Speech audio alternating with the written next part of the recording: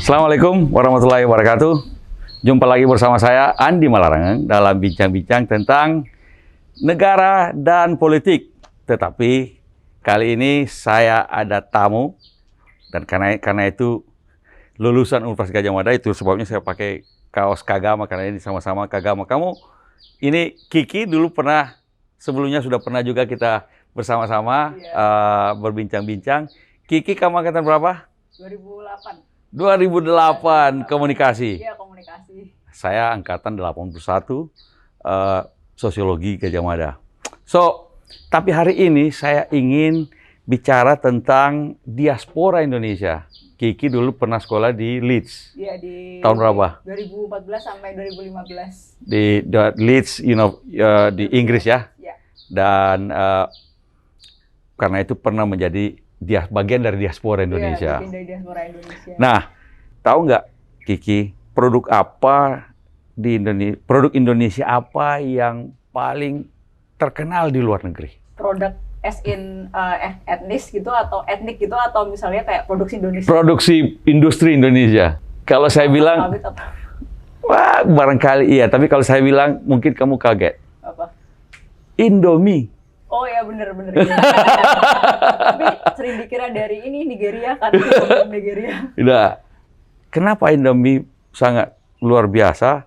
Karena ada TKW Indonesia yang banyak jadi asisten rumah tangga di negara-negara Arab atau di Hong Kong atau di Malaysia yang senangnya makan Indomie. Oh, oke. Lalu kemudian dia ketika anak asuhnya orang Arab misalnya atau orang Hong Kong, anak-anak itu dikasih ajari makan Indomie.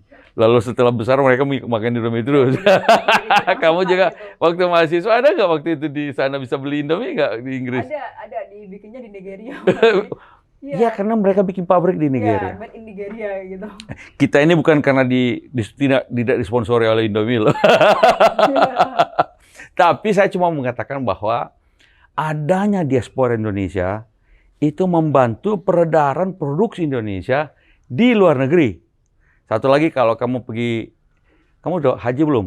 Atau udah pernah umroh? Belum. Belum. Tapi kalau kau pergi di Arab Saudi, lewat di jalan tol antara Mekah dan Madinah, di pinggir-pinggir jalan itu ada iklan produk Indonesia. Kira-kira apa? Banyak jemaah haji kan dari Indonesia. Nggak tahu. Bukan.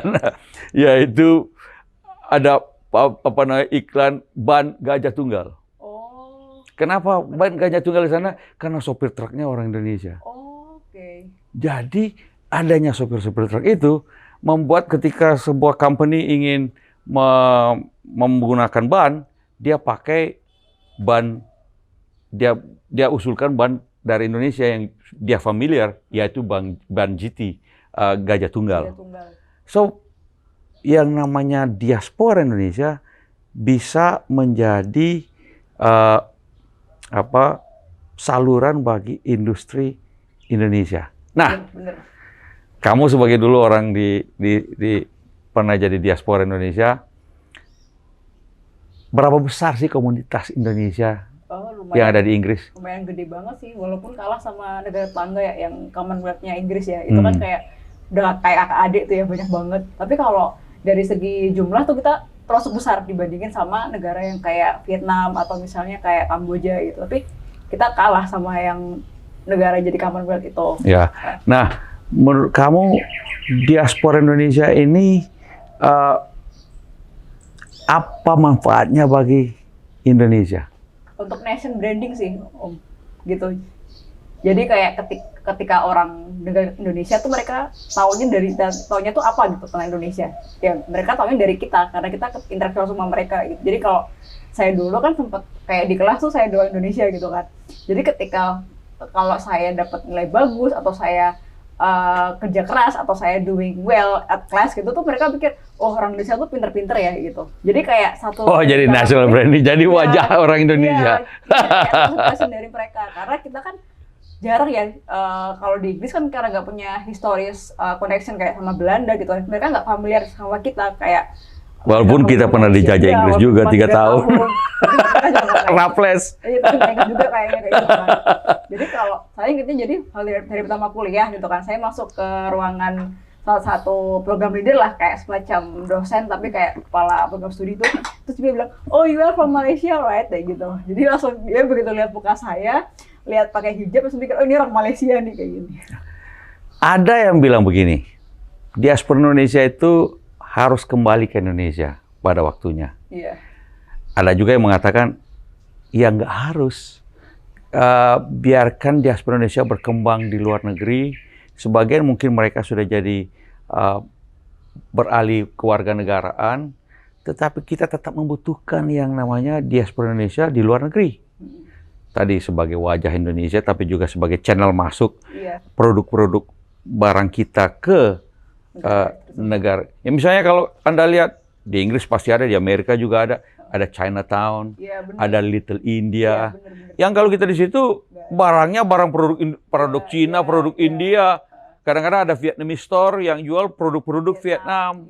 Nah, kita masih ketinggalan sebenarnya. Benar. Masih ketinggalan. Kita nggak punya Little Indonesia. Ya mungkin kalau di di Hong Kong ada beberapa tempat itu Little Indonesia juga sini gini. Saya pernah ke sana di Victoria Park. Kalau Anda pergi ke Los Angeles barangkali ada corner-corner tertentu komunitas Indonesia berkumpul. Nah, tapi saya rasa kita perlu lebih banyak lagi dong. Nah, menurut kamu kalau begitu sebaiknya mereka-mereka yang ada di luar negeri, diaspora Indonesia ini, jadi ini diaspora ini adalah komunitas Indonesia yang ada di luar negeri. Itulah namanya diaspora Indonesia. Bisa seorang mahasiswa, pekerja, ataupun juga mereka-mereka yang sudah hidup di luar negeri selama ini. Nah, ada yang pulang, seperti Pak Habibie dulu. Ada kita ini kembali pulang ke tanah air setelah selesai sekolah. Tapi kan ada yang tinggal di sana, kawin dengan orang sana atau orang Indonesia sendiri tapi tinggal di sana. Nah, menurut kamu diaspora Indonesia ini harus kembali atau ya terserah mereka mau stay di sana atau kembali? Ini sensitif sih. Sensitif banget sih. Jadi saya dulu dapat beasiswa dari pemerintah Indonesia gitu kan. Waktu berangkat udah tanda tangan kontrak tuh harus pulang. Harus pulang. Itu harus pulang gitu kan. Itu no matter what, home gitu kan. You have to build your country. Nah, tapi kalau misalnya secara general nggak ada kejadian kayak gitu, menurut saya itu bisa dilihat dari berbagai sisi gitu. Jadi misalnya kalau tadi saya bilang karena saya di kelas itu saya di Indonesia, apapun saya lakukan mereka gunakan untuk menilai Indonesia gitu kan. Nah, berarti ketika misalnya di Indonesia tuh di company itu misalnya ada kayak semacam IT gitu misalnya, atau orang Indonesia kerja di Silicon Valley misalnya gitu kan, atau misalnya orang Indonesia kerja di Google, itu kan jadi kayak semacam kayak gitu kan. Oh ternyata orang Indonesia tuh pinter juga loh. Ada yang kemarin kerja di Inggris tuh, misalnya dikerja di waktu dia sekarang lagi sekolah barangkali jadi di medicine, lalu kemudian ikut research AstraZeneca. Iya bener, di Oxford. Orang gitu, dan dia dapat ilmu bagaimana bikin vaksin. Bener. Dan yang bisa berguna bahwa kita sendiri. Nah, tapi terserah bagaimana, apakah mereka harus pulang atau terserah mereka bagaimana, kapan? Iya, jadi kayak sebenarnya kalau misalnya harus kontribusi ke negara itu kita harus pulang, itu agak-agak terlalu rigid ya gitu, karena bisa dengan banyak hal seperti yang misalnya kemarin yang di Oxford itu kan dia menghargai Indonesia sebagai seorang ilmuwan ya, ternyata ilmuwan Indonesia itu bisa bikin vaksin juga nih kayak gitu. Itu kan udah bagus tuh, ketika dia pulang bisa dia bawa ke sini kayak gitu kan. Atau kadang-kadang juga bisa kayak gini, dia belajar suatu ilmu yang sangat spesifik. Jadi kayak misalnya artificial intelligence misalnya, itu kan ketika dia balik ke sini, kita nggak tahu dia kerja di mana gitu kan Om. Akhirnya nggak kepake gitu kan. Iya, ada juga begitu. Ada juga begitu pulang ke Indonesia, ilmunya nggak dikepake ataupun penghargaan tidak ada. Kurang. Artinya kalau di sana kan dia bisa hidup paling tidak kelas menengah lah. Ke sini apakah pemerintah akan menggunakannya atau ada perusahaan yang menggunakannya? Apakah kompensasinya layak atau tidak? Iya, jadi bener, jadi kayak gitu. Jadi kayak berkorban kan, karena dia kayak ya rigid itu harus pulang itu gitu kan. Padahal kalau misalnya dia ke sana, dia mengembangkan ilmunya dulu jadi situ.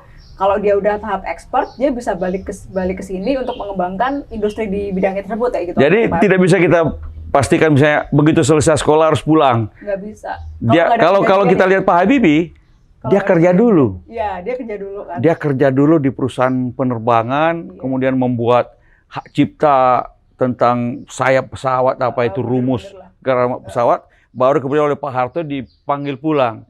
Tapi cukup lama waktu itu. Iya, dan memang dikasih platform, memang ada jaminan dia akan bisa berkarya gitu kan. Nah, jadi bisa saja mereka tinggal di sana sambil berkarya dulu, bekerja dulu, timba ilmu dulu sampai sebesar-besarnya, baru kemudian pulang. Tapi ada juga yang nggak pulang-pulang tuh. Nah, itu nggak tahu. Ya, tapi bahkan udah menetap di sana, bahkan sudah punya kewarganegaraan di sana, tapi masih tetap cinta Indonesia. Ya, dan berusaha terus memperkenalkan Indonesia. Anggun Cisasmi. Anggun sudah jadi warga negara Prancis, tetapi tetap saja di mana-mana dia bilang dia orang Indonesia. Nah, itu bagus tuh. Itu kan dia mengenalkan Indonesia gitu kan. Dan dia sekarang menjadi penyanyi top dunia. Iya, benar. Nah, ada juga yang begitu. Karena itu mungkin tidak bisa kita gebiah uyah, tidak bisa kita samaratakan, masing-masing case-nya berbeda. Memang kalau di zaman Pak SBY dulu menyadari bahwa diaspora Indonesia penting bagi kepentingan Indonesia sendiri, baik itu untuk produk-produk maupun wajah Indonesia, maupun untuk menimba ilmu sebanyak-banyaknya. Karena itu zaman itu Pak SBY mengatakan tidak harus pulang segera. Bisa kapan nantinya setelah segala macam, bisa juga tetap di sana. Sehingga kita tidak lagi mengatakan harus pulang. Takut brain drain gitu ya. Kan takut brain drain ya kan begitu. So, lebih fleksibel. Tergantung pada masing-masing.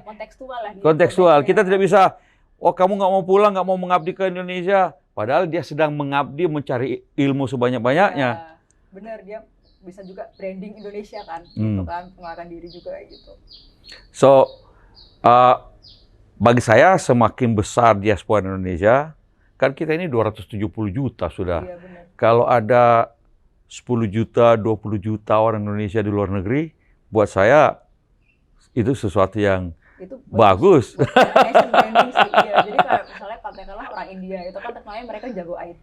Dari mana? Kalau Anda lihat orang India, hampir semua perusahaan IT top di dunia, mulai dari Google, Microsoft, apalah segala macam, orang India semua nih. Makanya itu kan karena Tesla, karena diasporanya juga kan, banyak kerja di IT gitu kan. Nah, itu kan berarti bagus untuk membangun image dari suatu negara seperti itu. Dan mereka juga setelah menjadi top position di luar negeri, dia juga bisa bantu negaranya, baik itu rekrutmen orang-orang SDM maupun juga investasi di negaranya. Iya, benar. So memang ini bukan sesuatu yang black and white atau sesuatu yang bisa disamaratakan untuk semua. Saya rasa sepakat nggak kalau kita mengatakan bahwa diaspora Indonesia penting bagi Indonesia, biarkan dia berkembang, mudah-mudahan dia tetap berkontribusi terhadap kemajuan bangsa Indonesia dan negara Indonesia ke depan. Iya, benar. Dengan catatan nggak ada kontrak harus pulang gitu. Kalau yang harus kontrak harus pulang. Pajak rakyat itu kan ya harus pulang. Tapi kalau nggak ada ikatan, it's okay gitu kan. As long as dia berkarya di sana gitu kan, bawa nama baik bangsa Indonesia seperti itu. Great. Iya. Nice to talk with you. Ya, thank you for the opportunity. Sampai ketemu lagi, Kiki ya. Iya, sampai ketemu lagi, Om. Oke. Sekian dulu perbincangan kita pada hari ini, dan lain kali kita bisa cari kesempatan lagi berbicara, ngobrol-ngobrol dengan Kiki, dan sampai jumpa lagi di lain kesempatan.